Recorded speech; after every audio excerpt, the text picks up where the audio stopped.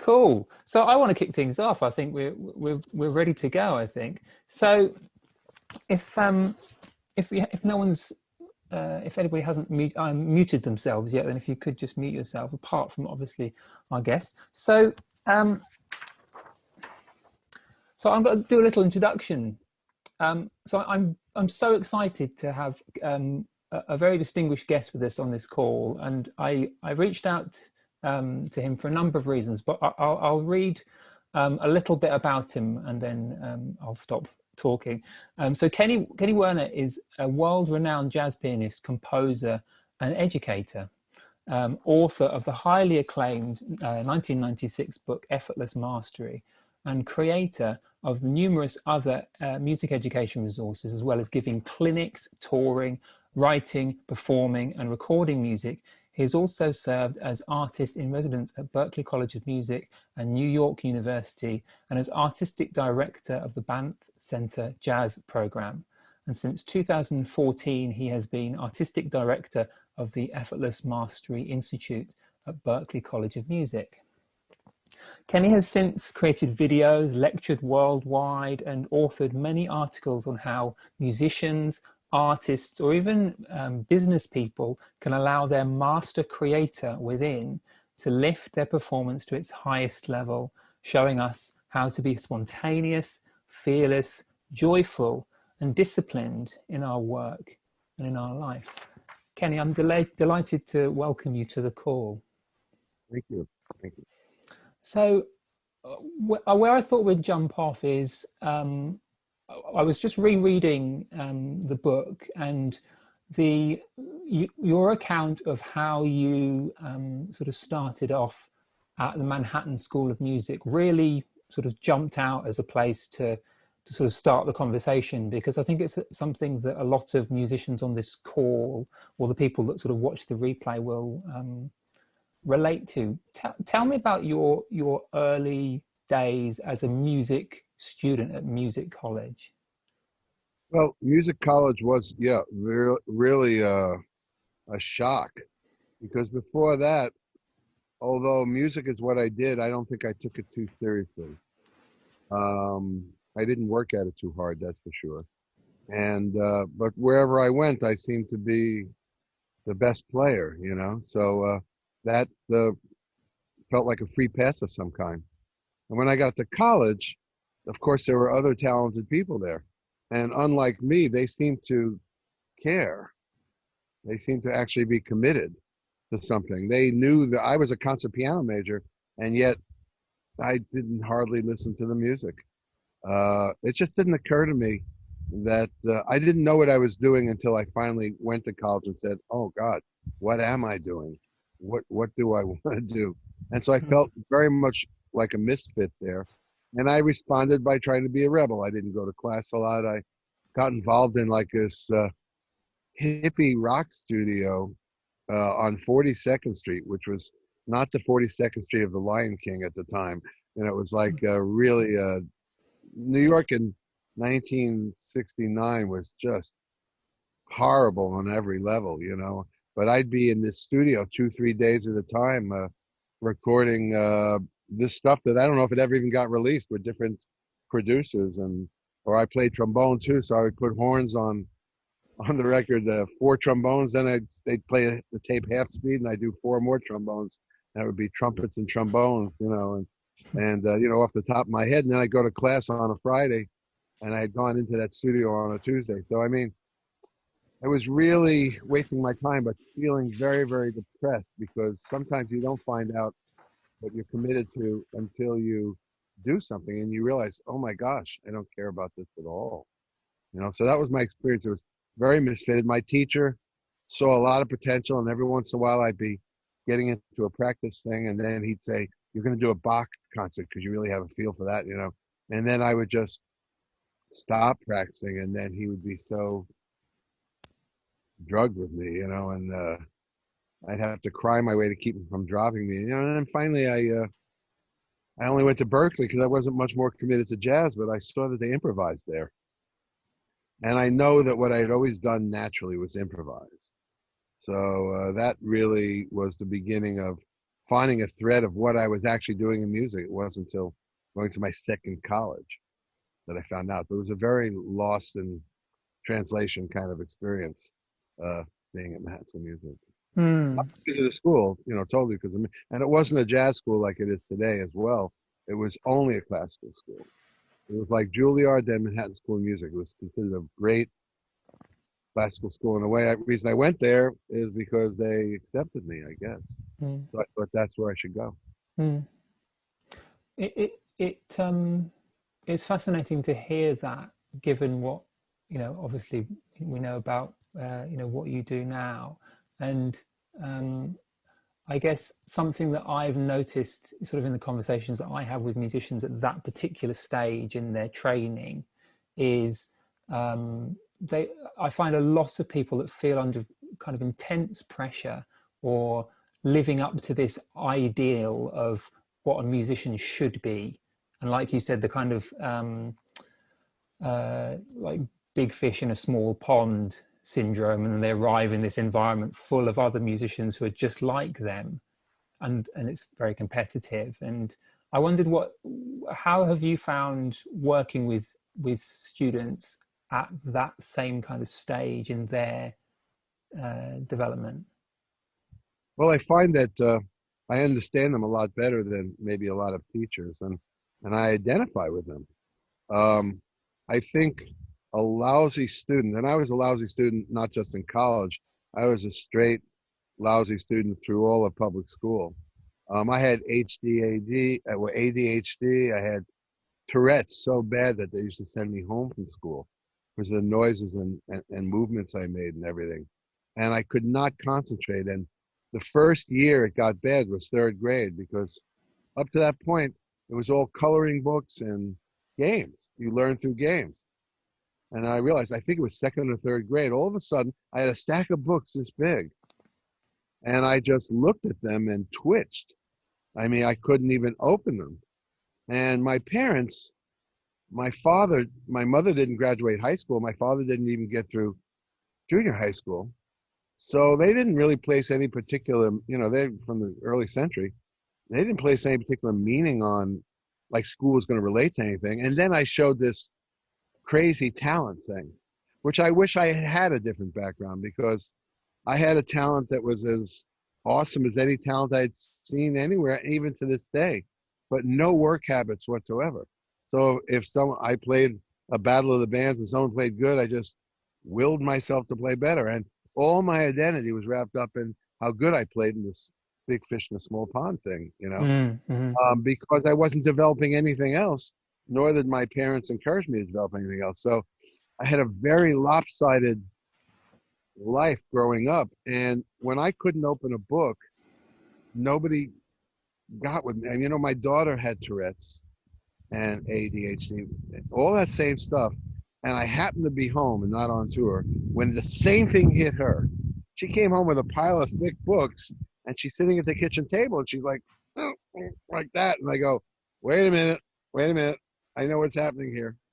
Okay, listen, you don't have to look at all these books. Let's just pick one of those books, take it off the thing. Okay, now open to the first page. This is the first day in school. Well, when they gave the books out. And I said, just look at this page. And if you're done after that, we'll close it up and leave it. The heck with it. And so we started looking at the first page together, and she stopped twitching and she started to calm down. We got to the end of the page. I said, okay, you want to stop your homework? Fine. But then she wanted to go on. So what I learned that unfortunately I didn't learn as a child is that the problem, for example, practicing is not, or doing your homework is not practicing, it's starting. Mm. And when you start with an overwhelming amount of things to do, now if you were a good student, you wouldn't understand that in your student, because you used to open the books and you used to do it. It takes a real flunky to identify with that moment when a student is overwhelmed. Nobody understands being overwhelmed more than I do. Yeah. And what happened is I ran into a couple of important teachers, which helped me. If you in my book, I talk about this Brazilian guy who I studied with, and he had me just playing 5 notes, drop my fingers from the pinky to the thumb to the pinky. and then left-handed and walk away. And I was living with him because I was with his family. And he said, just do that, nothing but that for 2 weeks. And I'll tell you the truth, it was after Manhattan School of Music already and after Berkeley. It was the first assignment a piano teacher ever gave me that I completely did because it was so simple and it was quick. And from there, I said, I think I've discovered something here. I don't even know. He was practicing 8 hours a day, so this wasn't his problem. But for me, I could never get started. So I said, what if I get in with this space, what I call that he got me in, and just work on something else? And then whenever I lost the space, I went back to my most familiar neurological pattern, which was not practicing. So I said, wait a minute, I got to just get this space back. If I get this space back, I can do a little more work. So it was a very unique situation. If I was off the beam, so to speak, I knew it because I wasn't practicing at all. And if I found this way in, I was practicing. So from that point on, I started to teach myself how to be functional, which I can say I still struggle with today, but learned a lot. Some of them were spiritual lessons. Some of them were meetings with a great spiritual teacher or whatever. Some of them were getting old patterns out of the way and just noticing that if I just focus on the work that's in front of me, I can be productive, all that kind of stuff. And that's part of what Effortless Mastery is about, So all I did at a certain point is start to, and the other thing was the fact that I didn't respect art that much was always something I could be very ashamed of. And at a certain point, I realized it might be a benefit because people have such big, like I love the title of, I didn't really explore it much, but I did look at your link, and I guess you wrote a book called Just Play. Well, that's a great title, and that's a great sentiment. Sometimes you can't just play because there's too many ghosts sitting on the piano bench with you. Like that, like the ego, like well, this the ego is what keeps me on the couch. But then if I get on the piano bench, who's sitting there? Keith Jarrett or Herbie Hancock. Too much respect gets in the way, and I see that students over and over again. So all the mistakes I made were part and parcel of the things I found to correct things. And then there was a spiritual component that I'd always had, but I didn't know it was a real thing. So for example, as soon as I started playing when I was a kid, I knew it didn't really matter. It was just music. And that, you don't say that in music in college. You can't say that. It's only music. It's nothing important. But then I started to realize that all my best stuff could come out when I realized it was only music. And then I put it to the test. In the book, I have the plastic bag test. I say, okay, how important is music? All right, go into the kitchen. Thank God no one's ever done it. And please, the disclaimer, do not do this. It's a joke. Go into the kitchen and grab one of those baggies. I think back then you just had, I don't know what they had technologically.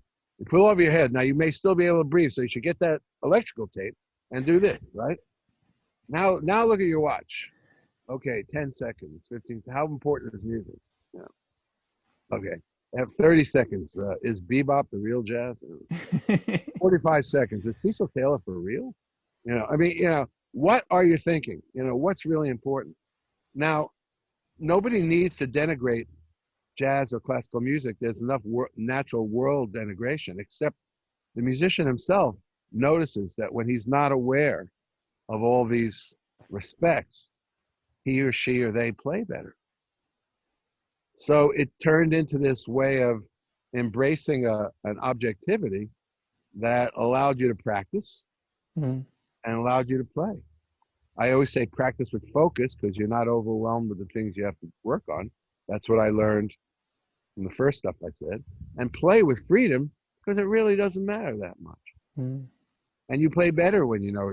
You ask anybody, how did you play when you thought this was an extremely important moment, meaningful in your life, and everybody's watching? Now, Jacob Collier probably said, great. There's a few people that respond to that. Actually, I'm one of them. But most people will say that's when they have trouble playing. And they say, now think about when it didn't really matter, or you were playing with friends that you trusted, or you had a beer, or you were in a practice room by yourself. How do you play? Everybody says better. So then I'll say to them, okay, now that you know that caring more played you made you play worse, you're never going to care again, right? And then they laugh. And that's where the process that develops with the 4 steps of effortless mastery, a Mm. deprogramming and a reprogramming, so that when you touch the instrument, there aren't thoughts between you and the instrument. It's just one instrument playing another instrument, which then opens up the whole world of spirit. Because if I'm an instrument playing the instrument, who's playing? And then you can spend the rest of your life answering that question for yourself, whether it's religious, spiritual. It Mm. could be Jesus or Charlie Parker. It doesn't really matter. As long as when you're not controlling it, and all people in inspiration will tell you at that moment, they're not controlling it, they're just doing Mm. it. Who's Mm. doing it? It could be a neurological answer. It could be, I wonder, they always say, use 10% of your brain. I wish I could write a book, but I think I couldn't even write more than an article. Maybe it's just the 11%. One more percent kicked in. I mean, who knows what it is? Or maybe it's God, and maybe it's the Holy Spirit. Mm. It doesn't really matter. But when you move your ego out of the way, then you are able to be controlled by something, usually of a wider consciousness than that controlling consciousness that we call the conscious mind. Yes, And yes. science, they really do validate that the superconscious mind is a reality. So if we're playing for our superconscious mind, in war, suddenly a dentist is suddenly killing like a killing machine. He's moved from his conscious mind to his superconscious mind. Every time we exceed our boundaries, we're usually out of the construct and the contraction of our conscious mind, the world of thoughts, so to speak. Contexts, Mm. relativity, comparisons. Mm-hmm. For Mm-hmm. example, that same shithole is where we make comparisons to other musicians.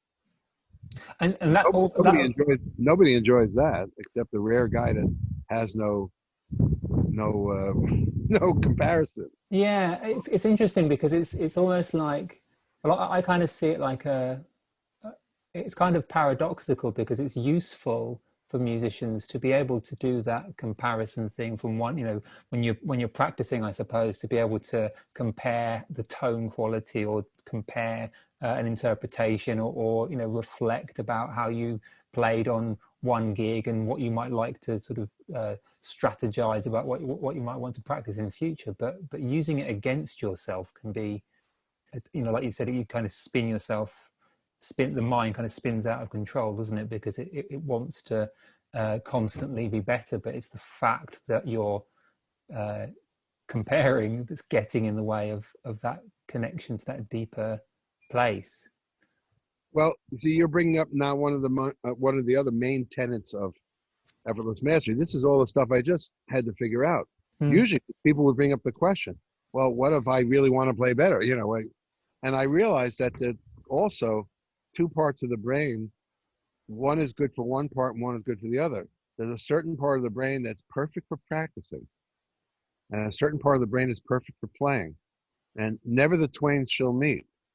For example, when I am practicing, I may be comparing it to what somebody's doing, but then analyzing what is going on in their muscle memory that's not yet going on in mine, or mental, mind. What's the other? Muscle memory, and I can't think of the word, but I usually use 2 things. You know, motor skill. Sorry, Mm. Mm-hmm. I mean harmony is a motor skill, but it's absorbed through practicing. And when you've learned it deep enough, it becomes a motor skill. You put your hands down and they play harmony. Rhythm is a motor skill, and even lines, is a motor skill. So when I'm training, I'm quantifying.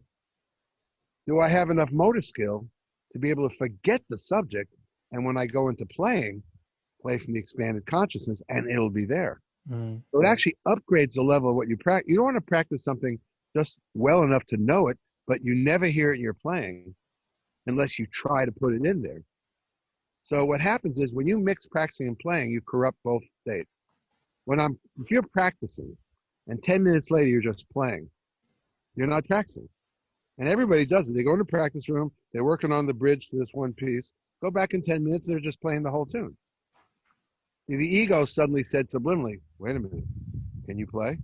You haven't asked yourself if you could play in 10 minutes now. Let me ask you again, can you play? So next thing you know, you lose the patience of what you're working on. You just start playing. So I always tell people, if your practicing is inspiring, you should be suspicious. You're probably not getting anything done. See, practicing is about, for me, is only about enhancing abilities. More harmony, right? Depends what you're doing. If it's a classical piece, and then how to practice is another tenet of effortless mastery. But what you want to do, and a lot of students need to hear this, and students from 8 to 90 years old, your job when you play is to love what you play, not to judge it. Now that sounds very well, and everybody would agree generally, but think about a time when you were playing and judging yourself at the same time. How did you play? Never goes well. At that moment, you go for something that if it was ready, it would have been there.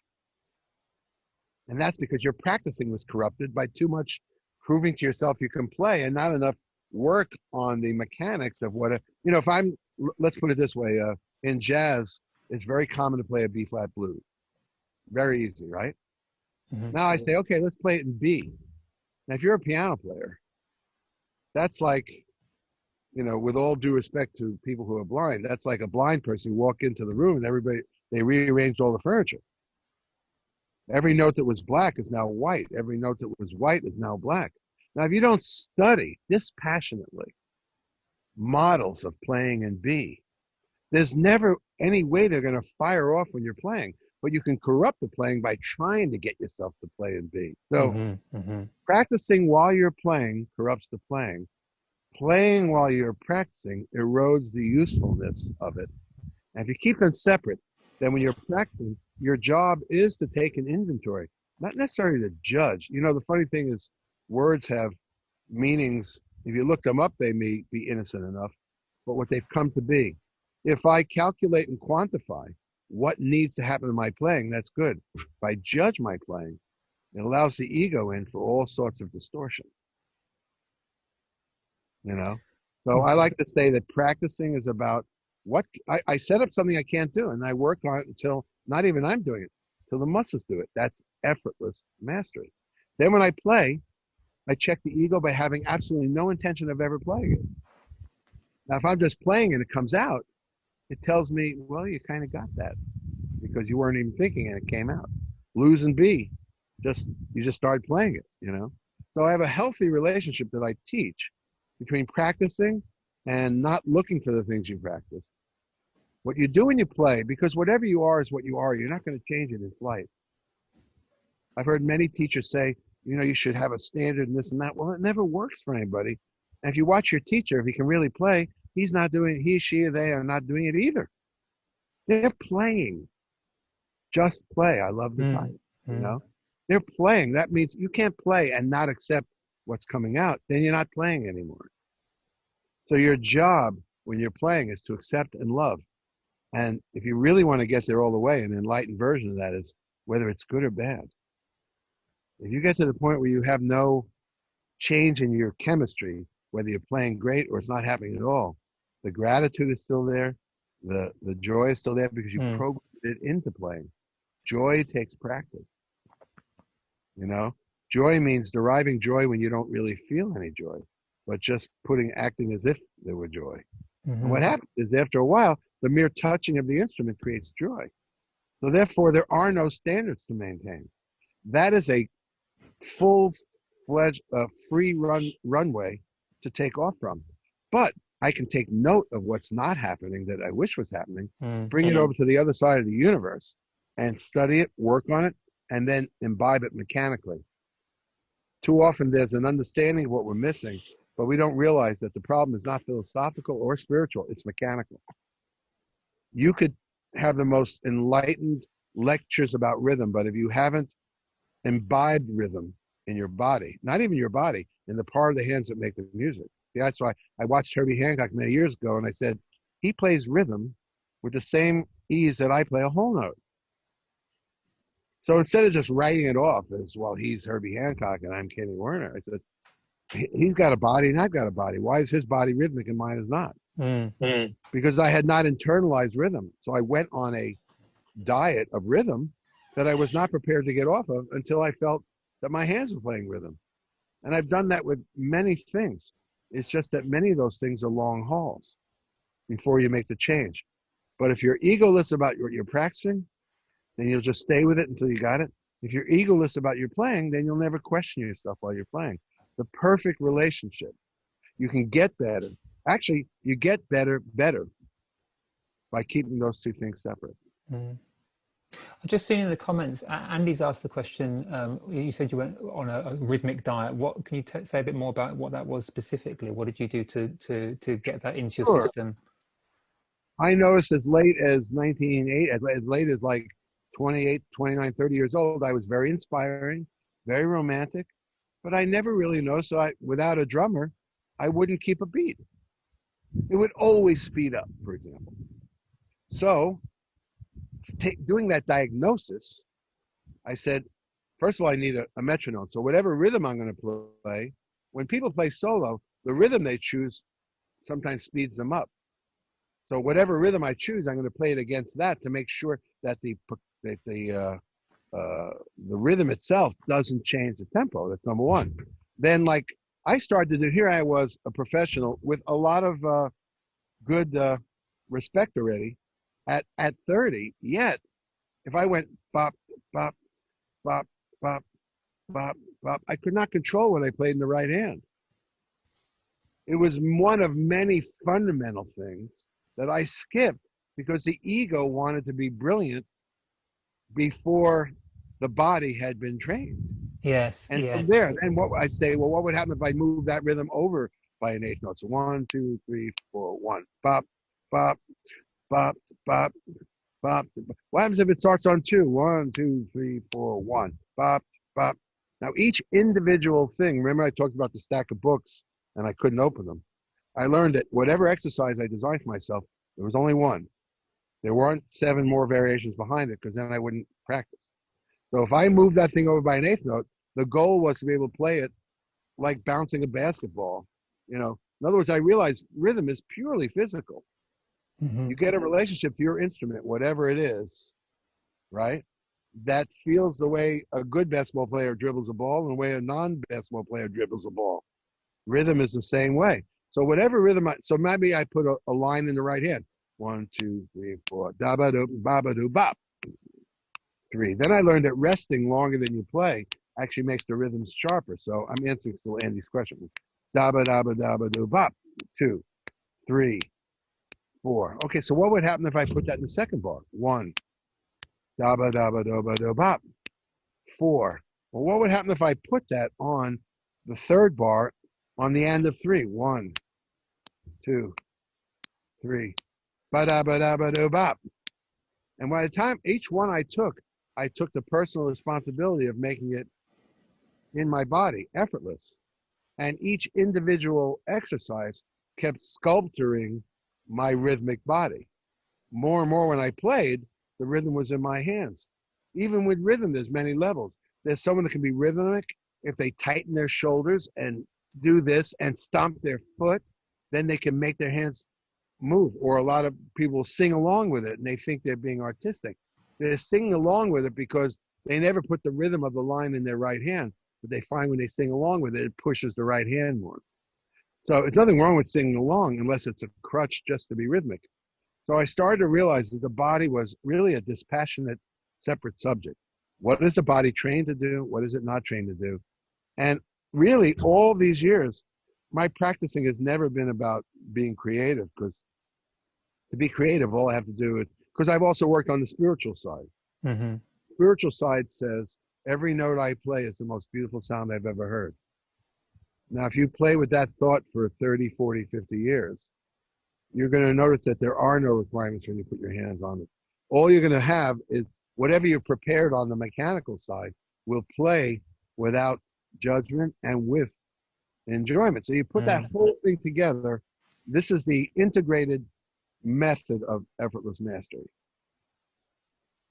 I really love that aspect of it, the integration of the whole thing, because I can imagine that there are people listening, as I would have listened as a young music student, you know, thinking that music is purely about patterns and the technical side, and that was the thing that I kind of admired. And what I'm hearing you describing in from various different angles is the interplay between that technical mastery, the physicality of rhythm and of harmony and of music in general, and how that is not a separate topic from, you know, the psychological or the spiritual component. And I'm curious, kind of, for those people who are maybe listening and thinking, what does, when he says the spiritual side, like, what sparked your curiosity to explore that component rather than just the technical aspect? Because that's something that I've certainly seen in a lot of musicians training seems to go unspoken about as explicitly as you talk about it, and whereas in the world of, say, martial arts, technique and the philosophy or the spiritual, that they're much more integrated in terms of the whole community, it seems to me anyway. So what first sparked your interest in exploring the spiritual as a musician?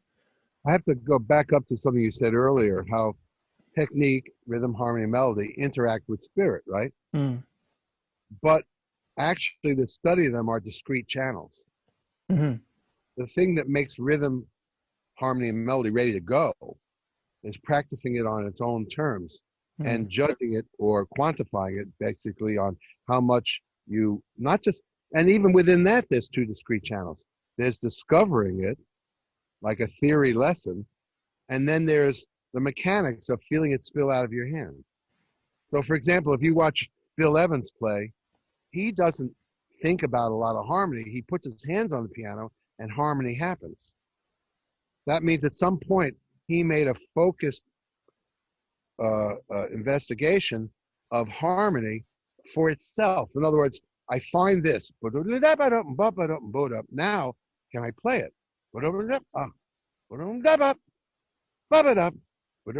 There's a way of practicing the fourth step of effortless mastery that's so finely focused that you find what muscle won't do what you want it to do. Once you've found a musical example. By the way, one of the things I eliminate as a middleman is purely technical exercise. Scales, arpeggios, because if you're an improviser, they actually have no musical value. So everything I practiced was really good musical idea.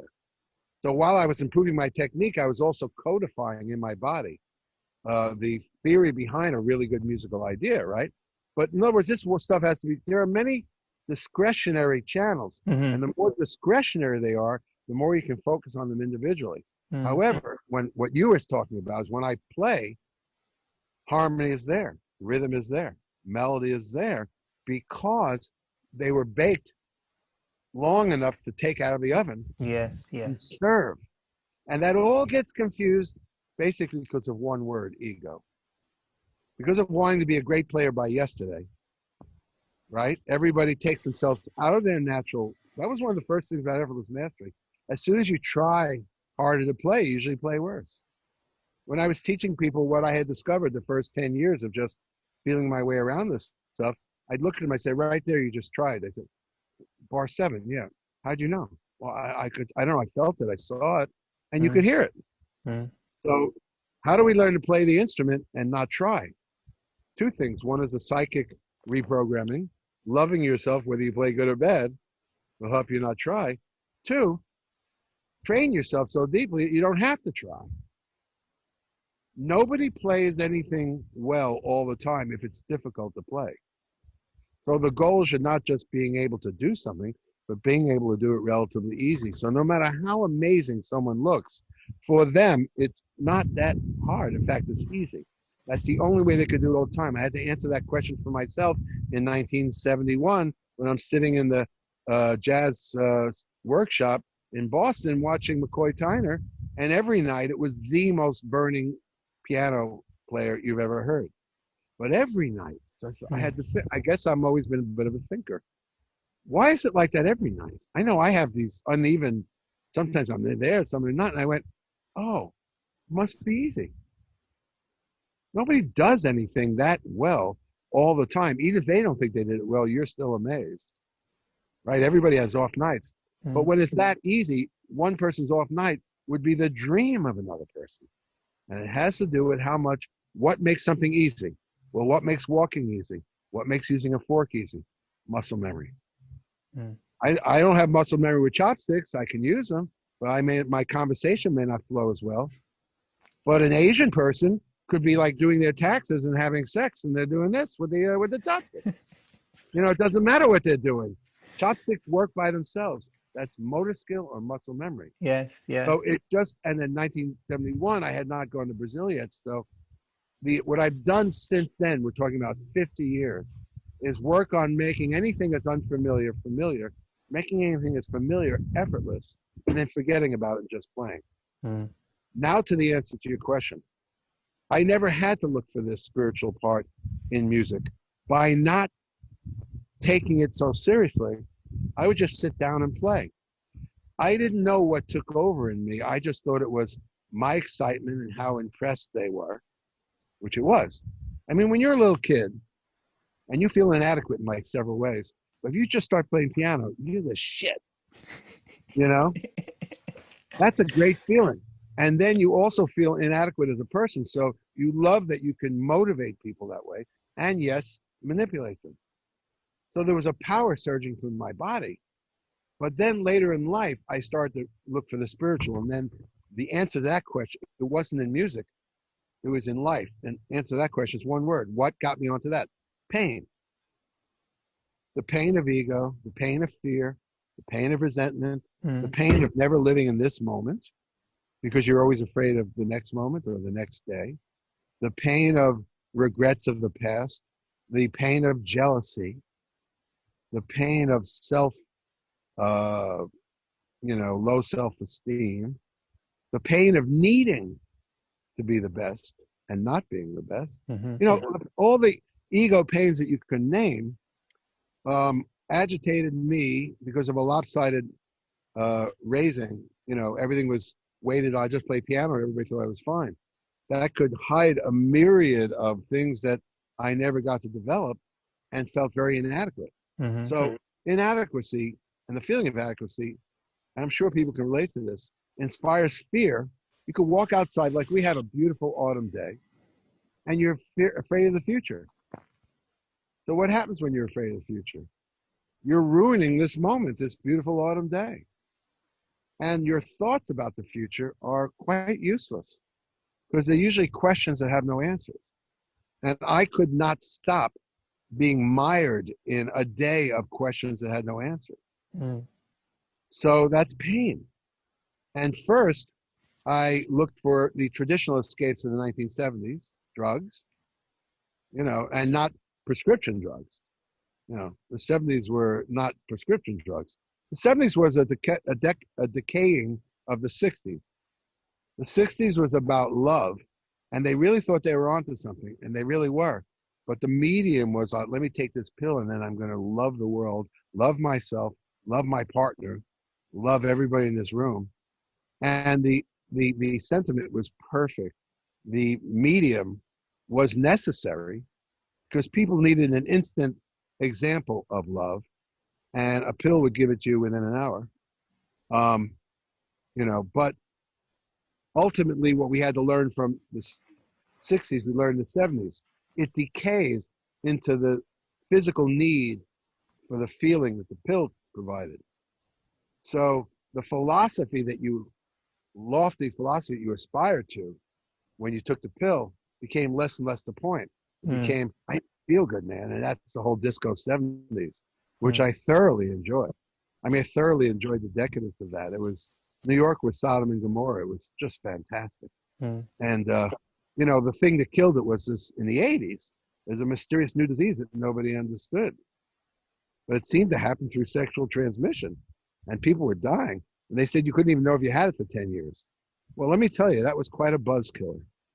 And what happened was the people that had lost their goals from the 60s or never had those goals but were addicted to sensuality of the 70s, they had to get straight or die one way or the other. The drugs, the diseases, whatever, So the 80s was this great migration towards recovery. I mean, huge change in the 80s. Mm-hmm. Recovery. And in recovery is a very humble form of spirituality that most religions have lost, because an addiction will humble you. And you say, well, how do I deal with this addiction? You start asking for help in a very non-denominational way. And now you're starting to form a relationship with a higher power and whatever. And for me, that was the first spirituality that I could use. I could literally, and you're meeting with people, they're going for the same thing. Nobody's being a religion. Nobody's telling you what God is or isn't. You know, sometimes I like to say, somebody else just got pinned and it's their name. I lost you. I didn't lose. You still hear me? I can still hear you. Yeah, I think Okay, so I guess that's okay. You're back.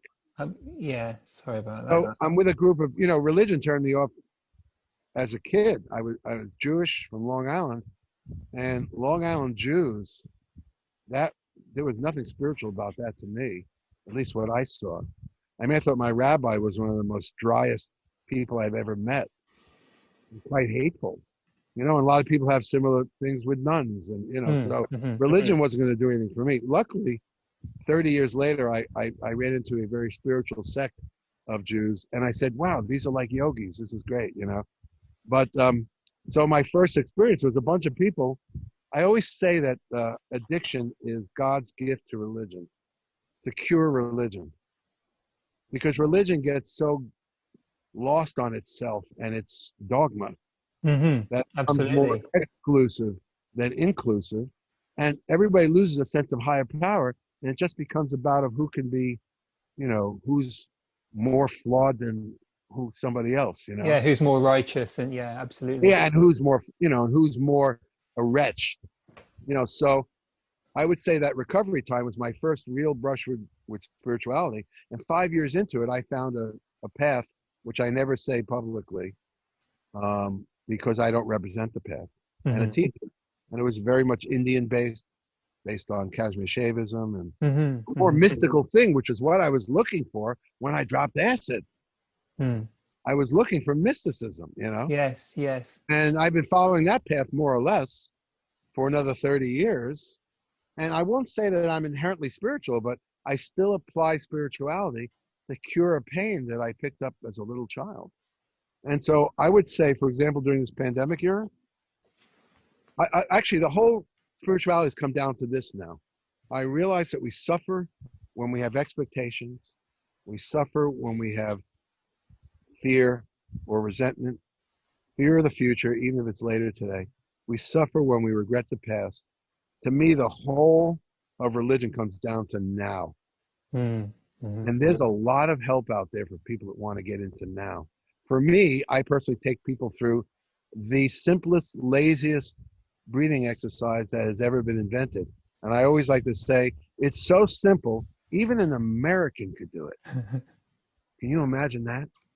The Americans that you're hearing about that we share this country with, if I showed it to them, they could do it.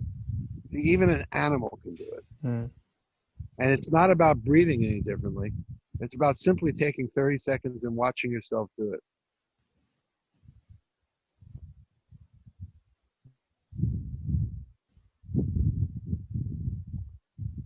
I could have a chicken leg in this hand and a bottle of beer in this hand.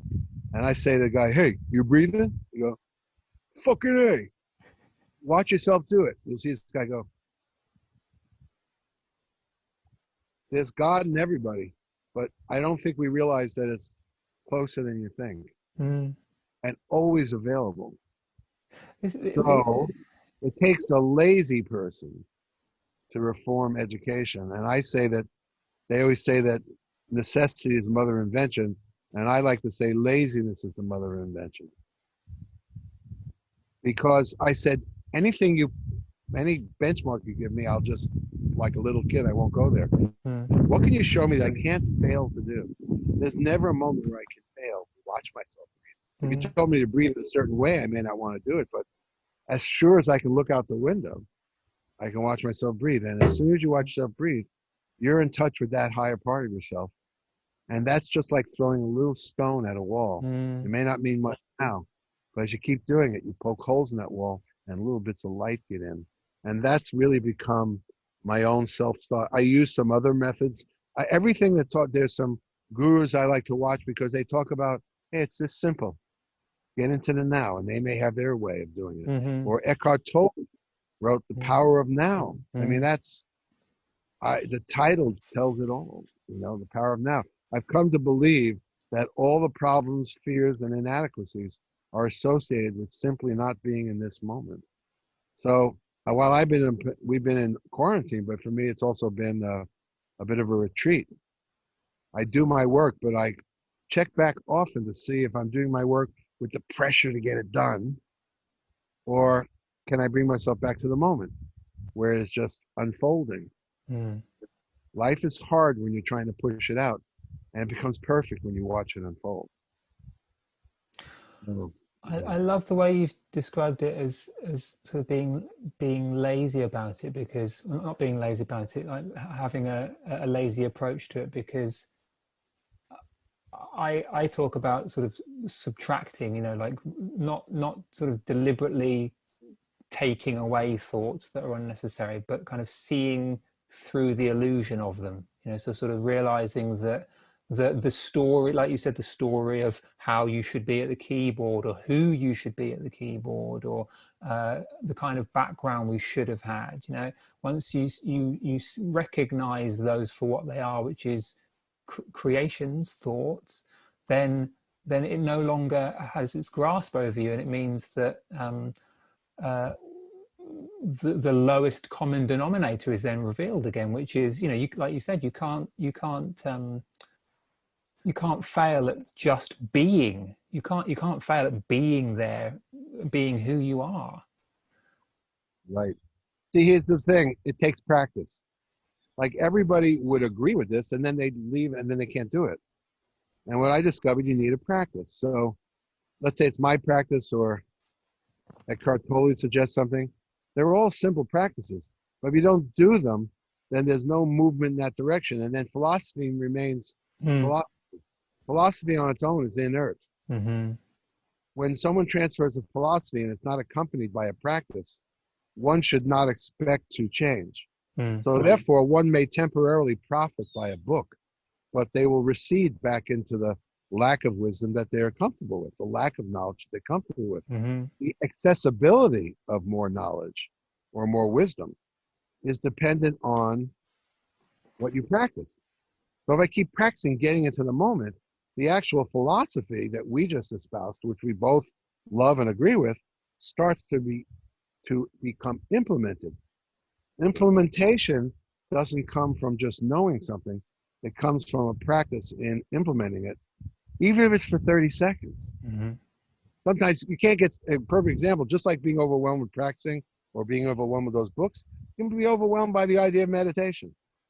Someone says just a half hour a day. Okay, half hour a day. Oh, I can't do it now. I got to. Very stressful half an hour while you're trying to clear your mind, can't it? Well, you never get to that half hour. Yeah. You have a joke in the book. You keep meaning the practice, but you have a number in your mind. It's 2 hours, and so I'm going to practice. First, I'm going to have a coffee and read the paper. When I wrote the book, people read the paper. Okay, now it would be have a cup of coffee. Scroll. Right.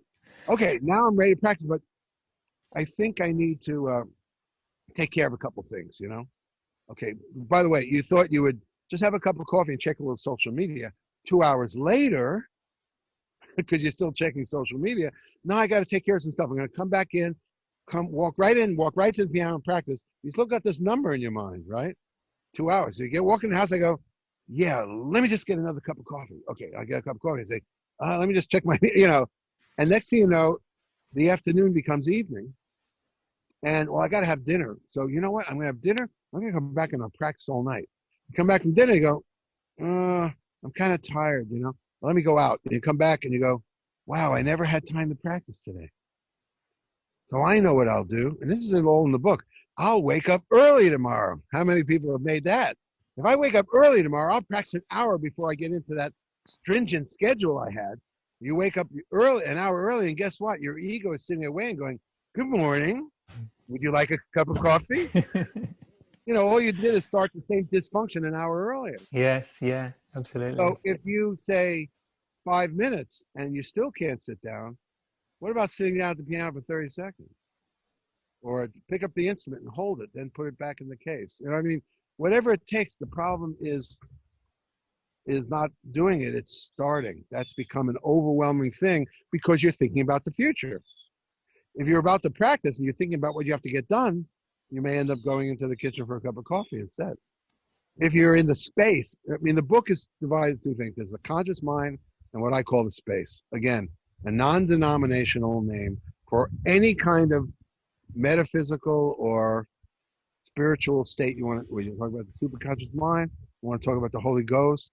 We want to talk about Hashem, the world tree for the West African trance dancers. We want to talk about voodoo, possession, whatever. I call it the space. It's that spot beyond the conscious mind. And whereas when I wrote the book 24, 25 years ago almost, I had breathing exercises. Today, we start, you want to be in the space? It's so simple. You're breathing, right? I always ask somebody, you're breathing, right? And of course, we laugh and go, of course I'm breathing. Like, I can't see anybody in the room. And I will bet, because of my extrasensory perception, that I know they're all breathing. Should we check? Should we see if they're breathing? Sure. Yeah, but that's the joke. I go, well, it's a special, it's like having ESP. I have a special ability. I have never met these people. I actually know they're breathing. So that's kind of my little joke. Right now I say, so you're all breathing, right? You've been breathing all your life. I'm going to ask you to do something you can't possibly miss doing unless you think it's more than I'm saying. You're breathing already. Watch yourself do it.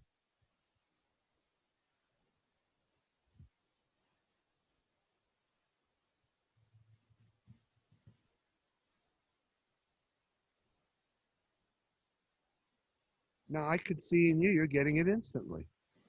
We're not used to the idea that whatever power is out there made it that easy for us to become a tree instead of a human being. If you want to connect with trees, you've got to get past your conscious mind. If you want to connect with your higher power, the only thing that separates us is our thoughts.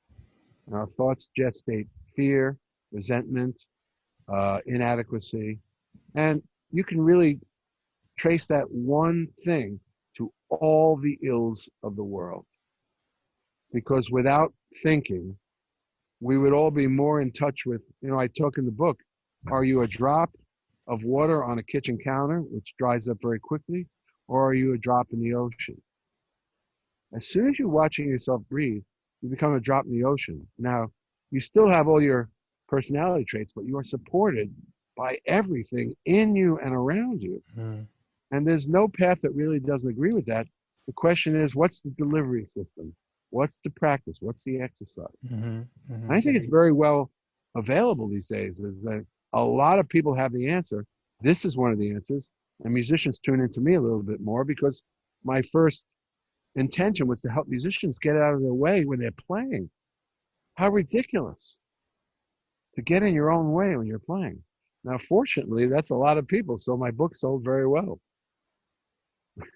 A lot, we're not talking about all the shiny objects out there, how great they play, how inspiring they are. How does somebody that's never been a shiny object become the shiniest object they can become? They have to let go of the definition of the confines of what they've already become convinced that they're capable of and not capable of. And those parameters are to be found in the conscious mind. As soon as you enter the space, there are no limitations. And you practice from that point of view, and you play from that point of view, and it's a whole different life. And the transference can be that easy, but the loss of it is quick. That's why repetition of an idea is. You work on something not because you can't experience it, but because the length of time you experience it is very short. I could get everybody in this room not thinking by watching their breath, but before this interview is over, they'd be thinking again. So how do you lengthen the time of a newly found state of mind? Repeated practice of the initial idea, and then the familiarity with it, just like the familiarity with a rhythm becomes more, it plays itself. The familiarity with a state of mind starts to manifest itself more and more with less and less need from you to access it. Yeah.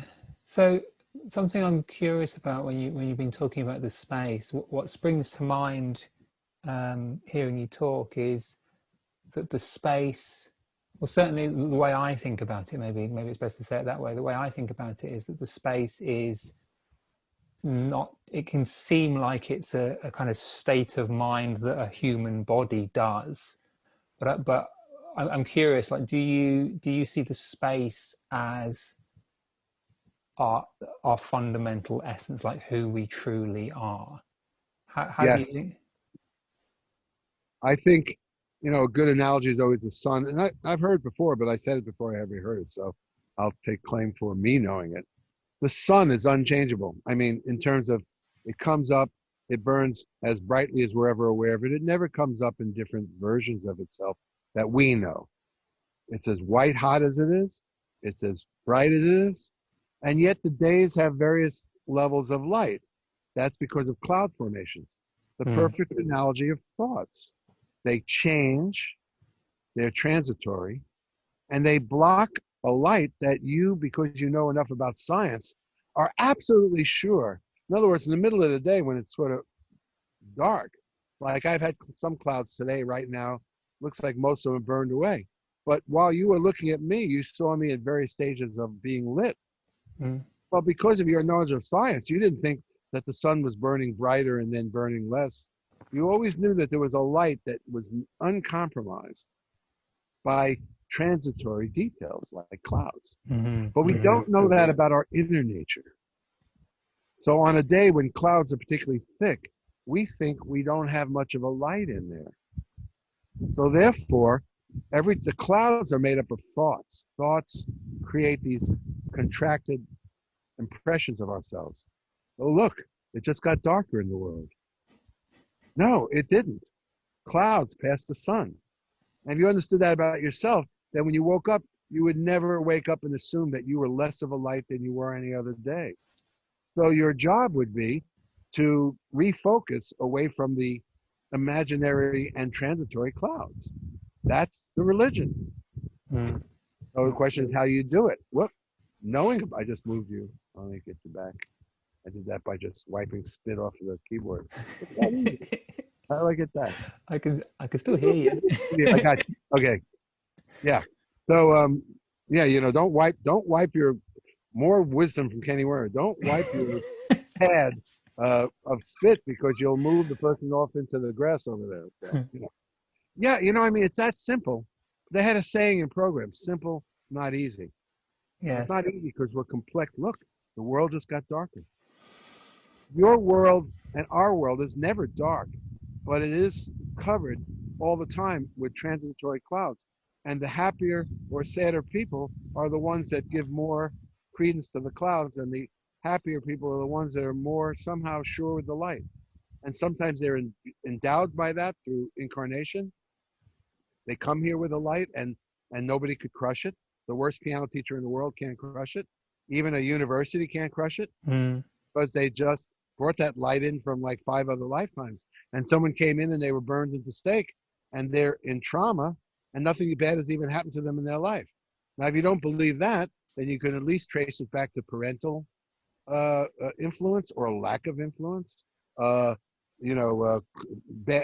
crushing social things, physical inadequacies, but whatever, we cultivate a conception of who we are and its limitations.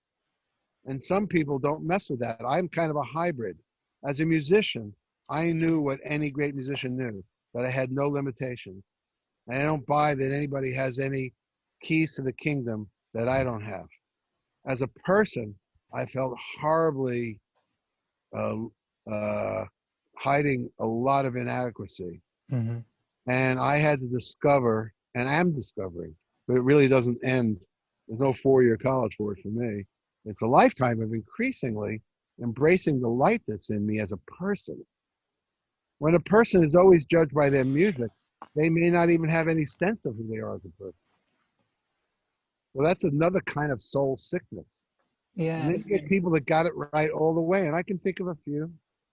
You know, they are the people they are. They never forget who they are as people, and they never forget who they are as geniuses. You know, some of us have to work on both parts. I look at them as separate things because the practices are separate. But Mm-hmm.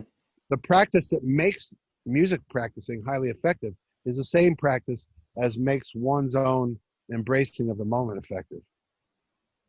In other words, you don't practice well if you have 8 other things to practice on your mind.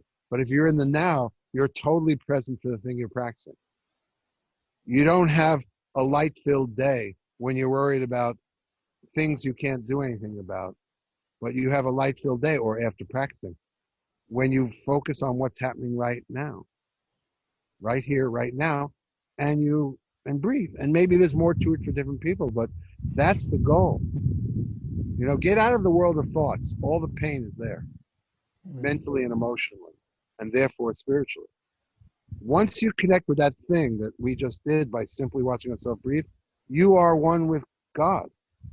You are one with yourself. You're one. I got a lot of trees here, and I always envy them. One of the lines in I have a new book called Becoming the Instrument. Instruments are made of wood and steel, and the great advantage is that they have no mind. So when I look at a tree, I know how dharmic, which is a Sanskrit word for righteous, is their journey and their purpose, and how they completely accept whatever the weather is, whatever the temperature is, and then when they die, they make sure they land and they provide fodder for the next generation of trees. If humans didn't have conscious minds, there's a lot of great things that wouldn't happen, but they would be one with the trees, So sometimes I say, I just wish I was a tree. But I can become one with trees. The thing that separates us is the world of thoughts, the conscious mind. And the thing that unites us is going into the space. Fortunately, it also makes you play better. So that's why I'm in a music school. It does make you play better instantly. Beautiful. So Kenny, I'm so grateful for this conversation, because it seems to me that there are lots of people who are almost ashamed about talking about their inner experience, and it's wonderful to have heard you talk openly about your experience as a musician, and kind of the reality that we all are aware of. And I find it very refreshing, and it's beautiful, and it's something that I'm trying to foster in the group here with people that are watching.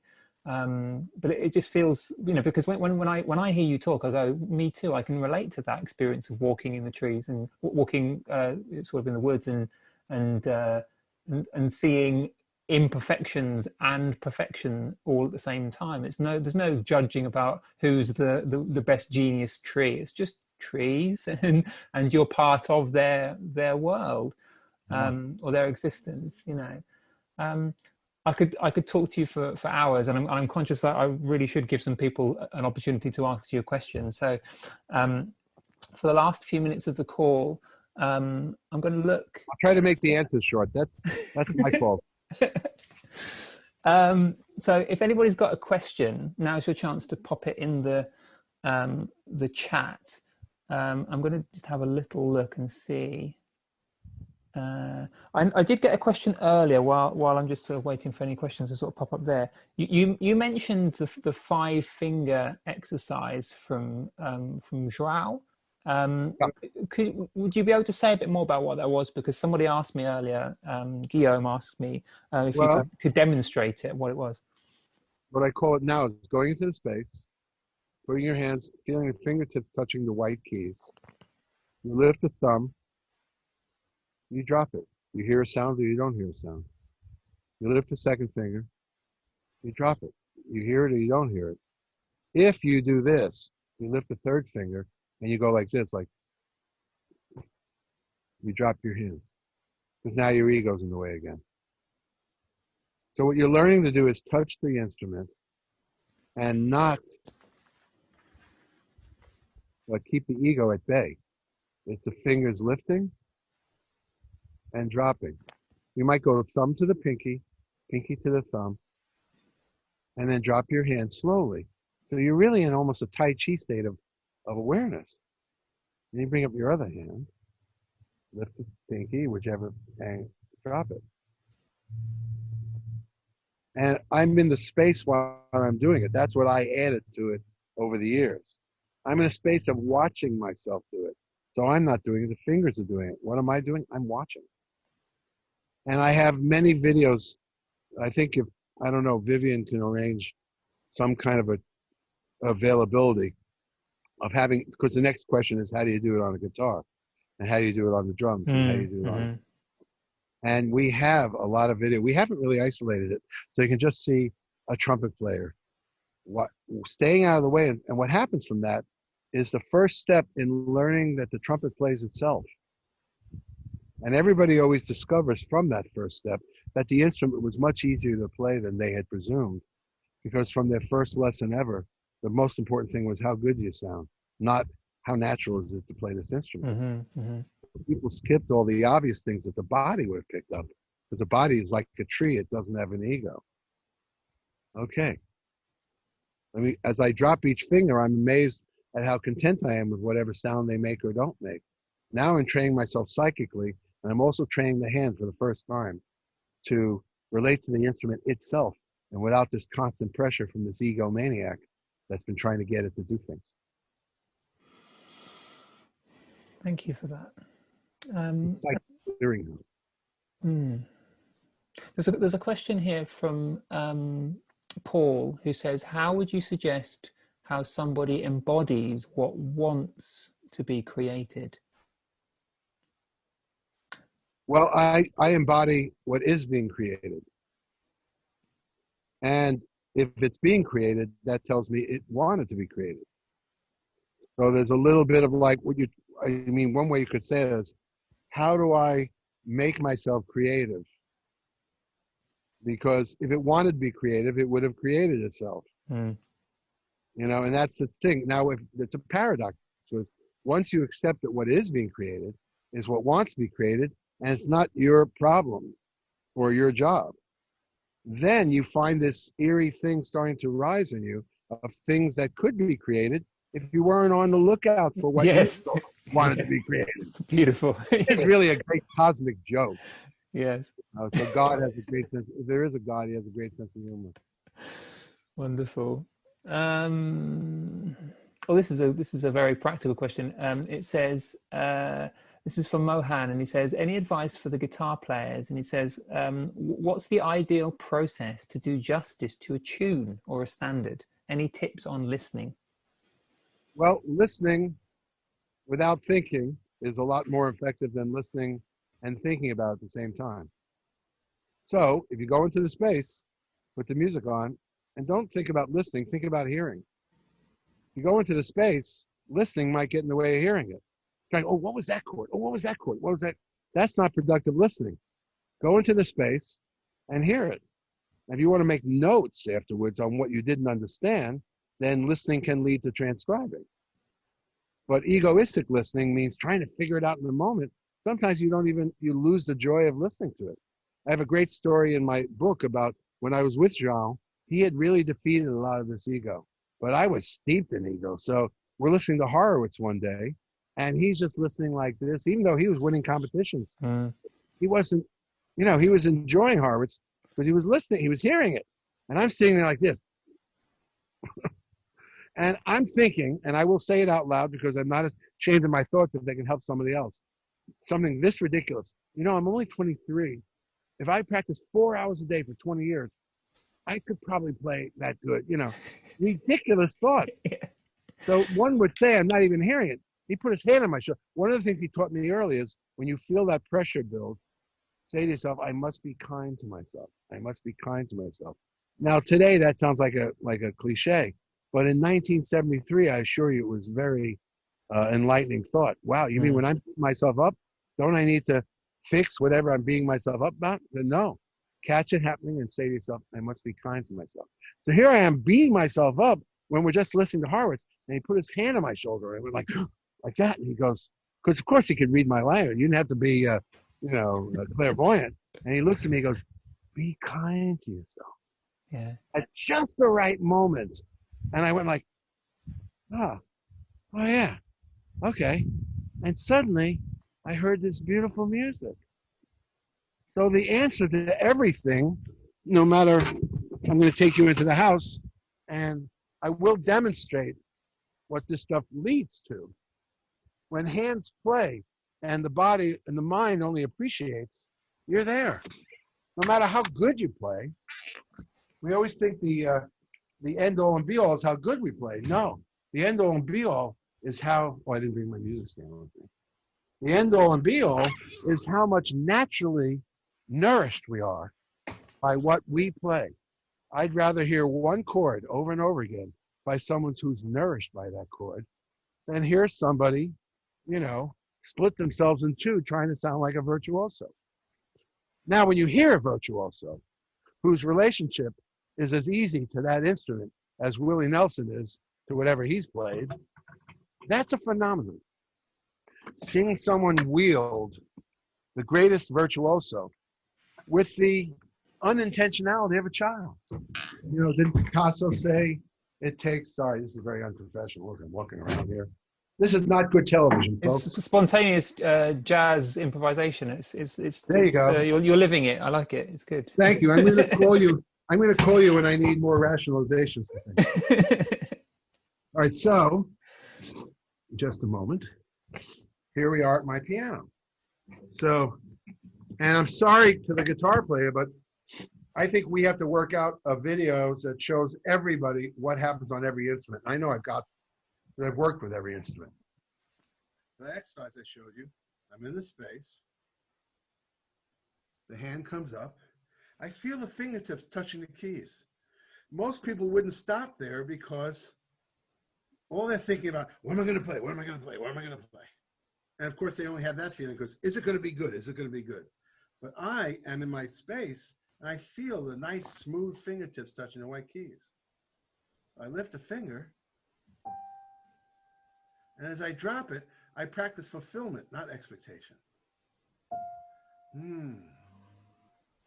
And this is how simple enough to reconnect your psychic units and your spiritual units and your inspiration units back to the instrument that has been separated from such intense desire to play well that tragically ironically, it's what gets in the way of you experiencing the music. Trying so damn hard to play it well. So this strips that away. You're really paying more attention to hear than you are to hear. And you're empowering your hand for the first time to play without your obsessive compulsive demands. So now,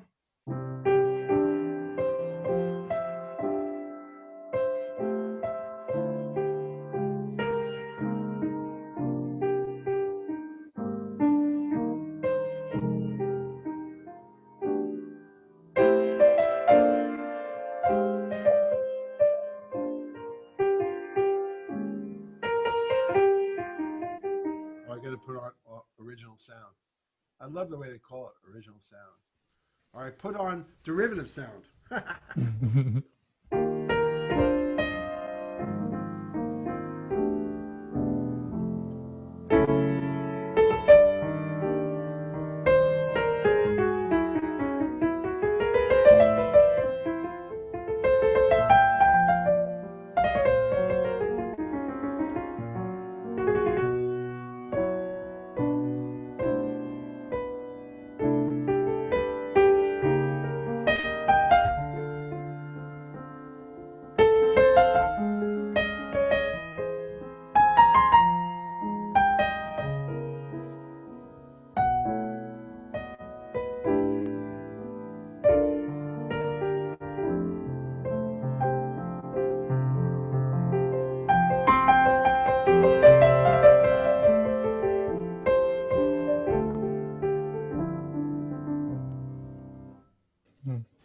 You know, now everything that's coming through is stuff I worked on in the practice phase.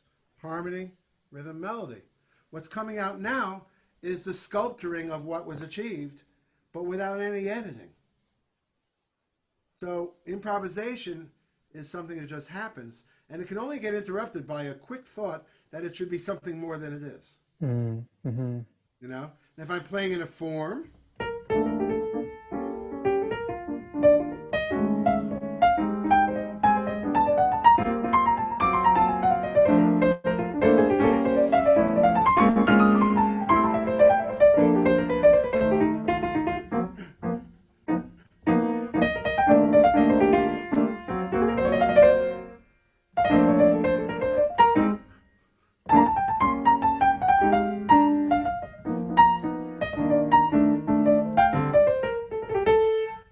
comes out is what's ready to come out of the oven. Mm. But what flows is that you're embracing what's coming out.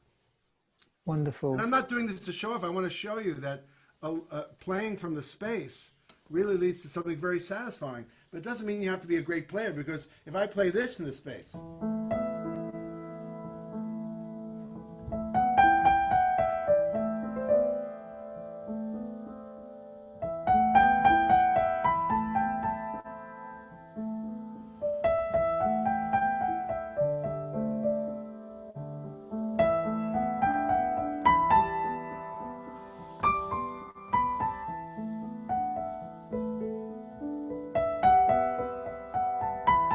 I could do that all day because I have programmed my sound that the first sound fills me.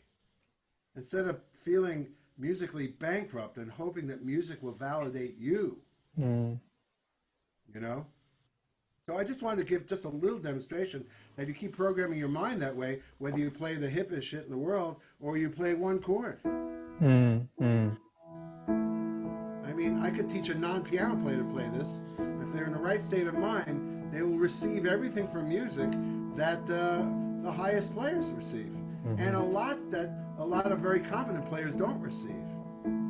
How this fills you up. Kelly, could you talk a little bit about how you might do some of that? Like you described it as kind of like the baking process. So, like, you know, you played Stella there. Like, how might you, if you're a musician who is only just at the very early stages of feeling comfortable with a form, and you've got maybe say some kind of rudimentary language, like practice the rudimentary language. So, in other words, most standards are in 4-bar phrases, for example. So instead of playing the whole tune badly, you learn something about lines. I have really the definitive video on lines, because the hardest thing for people that don't play jazz to figure out is how to get good lines on their instrument, you know?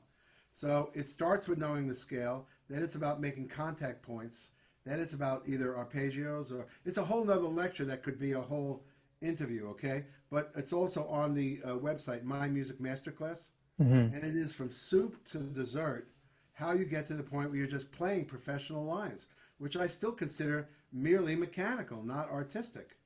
Artistic is what you do with that language. But if you don't take the time to build the language, then you can't accomplish any of your artistic goals. So it starts with knowing, you know, here.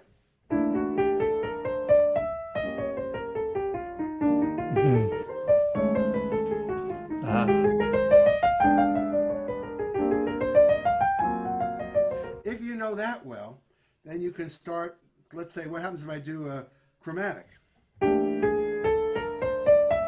Takes me to a different note. If I went, if I put one chromatic in other words, getting to know on the ground floor what it feels like to you play through changes by having this magnetic pull from one bar to another to the next resolution. I'll do it slow.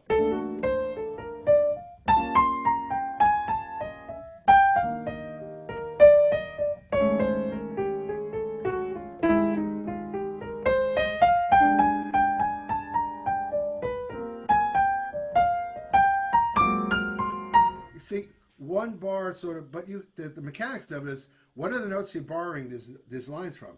The scales.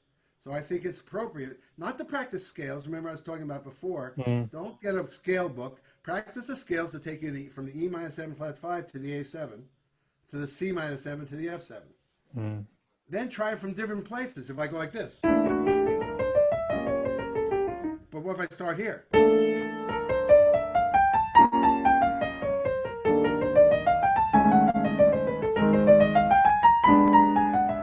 If I start here, if I can just do that, and that could take a year or two. If I could just do that, I would never improvise unintelligently anymore.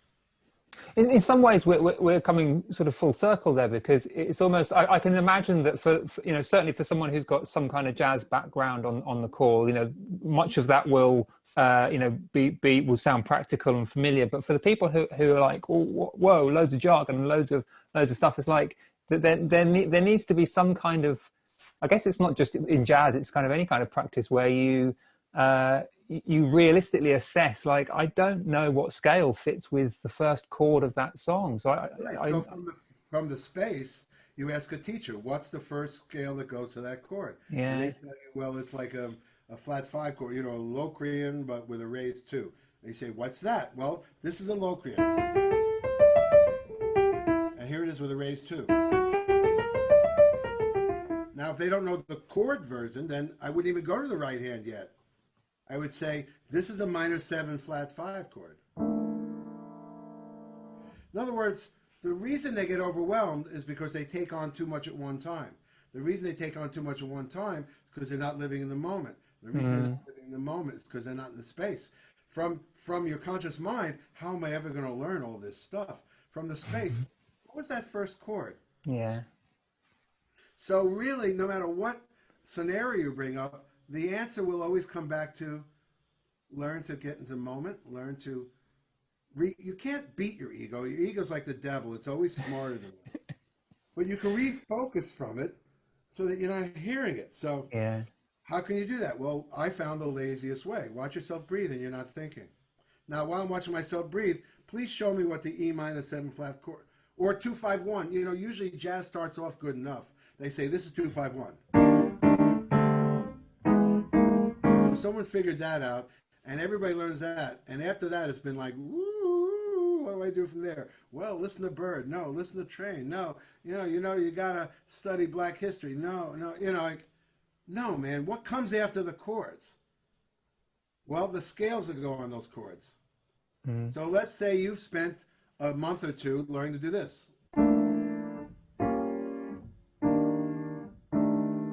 And this would have come out of the sets of 251s. Now, what's the scale? Altered scale. What's an altered scale? Once I tell it to you, you're going to forget it. But without an ego, you'll ask me again. But with an ego, you'll say, he told me already. I should know this by now. You're like, psychology is a motherfucker. It's there all the time. Oh, listen, you told me, but I forgot. What's the A altered scale? With a flat 13. Okay, now do this.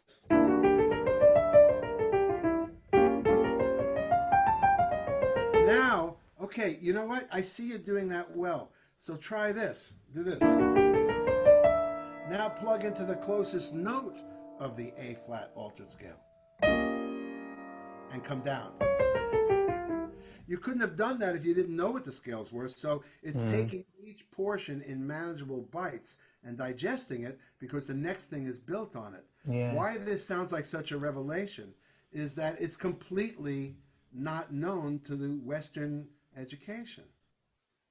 That's why it doesn't take 4 years to become a musician just because you get a degree. Music was, at one time, was taught by masters, not people with master's degrees. At one time, your teacher was your guru. They gave you one beat, you play that beat. You were done with that beat when the teacher saw that it was in your body. Now they would give you a beat that was off of that beat. And it couldn't fail to work because you didn't leave the first level. Now that really upsets people's egos because the next question the ego wants to know is, so this sounds like it's going to take a long time. Yes. Now, if you stay in your conscious mind, you won't tolerate and you won't do this work anyway. But from the space, it doesn't take a long time. What am I working on today? If you can't keep adding up, what am I working on today? You're working towards something that will never be broken. The only way you break it is by asking yourself, how am I doing? That's opening the ego up. Oh, you want to let me in? Okay, how are you doing? Well, you're doing good, but you know what? It's still going to take 20 years, like me thinking about Horowitz. Mastering your mind is almost more valuable than applying that mastery to anything. Because if you're an adult, which I assume a lot of your people are already adults, and they think a lot of ships have passed them by already. But if you can get your mind under control, you can begin the first lesson or get back to the lesson you were on towards specifically what you wanted to do. You just have to give up the daily need to get there. And then you just back in the game again. You're back doing the work. Back in the game every time you give up, trying to figure out what the whole thing is doing. It's just a big chance for the ego to ruin it all. Are you okay if I ask just one more question, Kenny? Yep, sure. There's one here. This last one from John, and he says, "Has Kenny talked about this with other great jazz pianists?" I think he's referring to the space and your philosophy. Have you talked about this with other great jazz pianists and had their feedback about the ideas? Yes. I mean, no, I don't really put the whole thing out. I've had great pianists tell me they read it, and it was not just great pianists. I've had great musicians on several instruments tell me that it was really enlightening to them. But it's not like they need to apply it because they were great already, however they got there. But we find when we compare notes, they may not have none of this language. But for example, Bill Evans' ability to concentrate on the thing he was practicing in the moment is what adds up to, well, that's in the book, you know. Mm. I had one of the greatest pianists today take a couple lessons with me, and I said, "Why do you need a lesson with me?" And he said, "I hate my playing." That shows how out of control the ego can get. This guy, even at this early stage, was one of the most astounding. Anybody can learn to hate their playing. If you keep expecting something new, but you haven't put anything new in there, you're going to keep getting disappointed. And that can blossom into absolute insanity. You hear someone playing their ass off, and they hated their playing. I've seen that many times. So he came to me. So I applied just one principle. I didn't tell him the soup to dessert of effortless mastery. I applied one principle of effortless mastery. I said, "What's the problem?" He said, "I hate my playing." "Oh, okay. This is a short lesson. For the next 2 weeks, I'm giving you the assignment of loving your playing." Yeah. How did that go down? Love it or not, whether you love it or not, you pretend you love it. Because you're insane right now. So you want to try on the truth, even though it doesn't feel like the truth. If you try to prove to yourself that your playing is worthy of love, even the greatest player can start hating themselves. That's like a dog chasing its own tail. Affirming the love before you've even started, it gets much easier to play something that you would love. So when I shared that one piece, another guy, whose name I won't mention, is one of the most respected jazz players. He took one lesson with me, the first step. And then my friend that played drums with him had a gig with him the following weekend. He said, "What did you do with him? He sounds totally different." I said, I just showed him. Because as great as a player as he was already, he was very in his head. There's a lot of piano players that are very in their head. It comes from, say, the Chick Corea model to the Richie Byrack model to a bunch of mostly white piano players that are more intellectual than they really have a spiritual or emotional connection. When they try to be emotional, a thought gets in their mind, the chord should be hipper than that. They're too intellectual, right? And there's sort of a tradition of too intellectual piano players. But the ones that it came from are great. And there are ones that are good, but they never really touch you because they're always thinking, right? So this guy was in that category. It was quite sophisticated what he was playing, but after a nice intro, I could see at what point he was employing intellectual things, like the context. Is it Keith Jarrett type of playing, or is it Chick Corea kind of playing? I mean, it wasn't conscious, or is it supposed to be like this or that? In other words, I saw them putting it into an intellectual construct and immediately lost emotional contact with what they were playing. So this guy, I got him to touch the instrument without his normal sense of contextual thinking. And I guess he practiced it all week. And when he went to play, he forgot to think. And my friend said, it was the most, but that's what happened to me. If you read my book, I just did that exercise, and 6 days later I started to play. And before I got a hold of it, I was a new piano player. So there's something either hyper-neurological about this or something really mystical about it. But when you get out of the way, you could be surprised who's playing. If you watch yourself play, you'd be surprised. Then I had, in those years, many psychedelic experiences where I'm just watching the hands. I mean, I could tell some really funny stories where I got so disoriented that the keys didn't look like, they didn't add up to what I call a keyboard anymore. There was blue lights from this shitty little club, and it looked like the North Pole with a full moon. And I'm going, God, that's beautiful. What do you do with it again? And the guy counts it off. 1, 2, 1, 2, 3, 4. I'm going, shit. I spent a whole set watching my hands do what I could not compute. And I had a recording of it. It was by far the best playing I'd ever done. Wow. So I have a lot of drug-induced confirmations and a lot of spiritual. I have stories when I'd gone to this ashram and I came back and I played like miraculously. So it cemented the idea that ascending above the mental into the spiritual. Let's say whether you're in spiritual mood or you're in a technical mood, you always struggle playing jazz at a fast tempo. When you're in a spiritual mood, you'll find a tempo at which you can really express yourself. Because from the spiritual mood, the expression is all you care about. Your mind is not tormenting you with, Oscar Peterson plays that a lot faster, or whatever, So I came back and I played a tune, My Romance, with this great bass player. Oh, shit. I mean, don't get old, please. I can't. Rufus Reed. I'm playing duo, and I just come back from a place where all I was focusing on that space up here, And he said, "What do you want to play?" I said, "My Romance," and I went. Of course, I always played it like Bill Evans,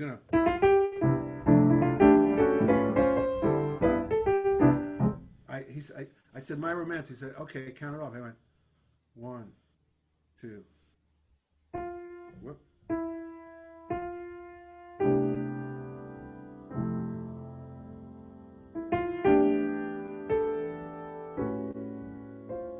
And I didn't plan to play it that way, but I was focused on a space that was giving me so much that the control of the tempo would come from this other place. When we got done with it, Rufus was so high.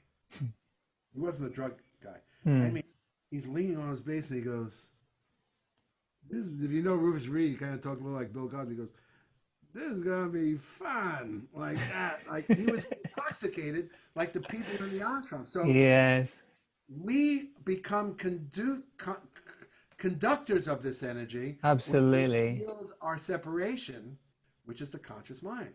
Suddenly, the state you're in rubs off on. Some people say, "Okay, let's say you find this space. How do you convince the other players?" You don't. No, You're it's just anchored in it yeah. that they find themselves in a different state of mind when they play with you. That was definitely my impression, because I heard you when you were at Ronnie's in London in I think it was a couple of years ago, and having already been on my own sort of spiritual journey and sort of being a bit more tuned into that kind of feeling, that was the as well as being obviously musically brilliant, the feeling of just a whole a space where music was happening. It was it really left a very deep, lasting impression. That the feeling of your ensemble or the space playing, it was I found that very moving. I'm glad that you have spoken to that. I'm glad I've been able to tell you that, because it was a very there haven't been many concerts where I've had that kind of feeling, and it was beautiful. I thank you, and my message is that everybody can get on that train. Just don't ask yourself how far you're going to get. Just get on it, touch the instrument and practice loving the sound that comes out, and it starts to take you on a different journey. And if it gets more complicated than that, always go back to that exercise. For years, I had no teacher. All I knew is I had lost that space. I was caught up in my own good playing. Sometimes your own successful gig, that now you're not looking for the space anymore. You're looking to recreate that last gig. It's all psychology, And when I found that I was unwilling to really let it in again, I would just start over with that first step and give up everything. And I would find it, but it would get deeper this time. Every time around, it would become more who I was. And I feel my own journey has yielded my own results. And so people will tell me that I felt something at your concert, and I've heard all the greats. So it's not about great piano playing, which is what I was saying. It's about a consciousness you build inside, and you keep throwing the music away and embracing the consciousness. And from a different state of mind, you keep working on the music. And then whatever's ready to play, whatever wants to come through, it's self-evident, because you're in a consciousness that, it was described by ascetics thousands of years ago. It's called the witness. It's thousands of years old, gestated in India, I guess. that you're not a hostage to your life, you're witnessing it. So once you're witnessing it, you can make up your own religion by just asking the question, who is it that's witnessing it? If I'm not the subject of that play that's going on down there, and I'm watching him go through it, who am I? And there are some spiritual paths that are completely based, I mean, Ramana Maharshi's whole trip is, who am I? And I'm asking myself that. That's why I say I'm on retreat.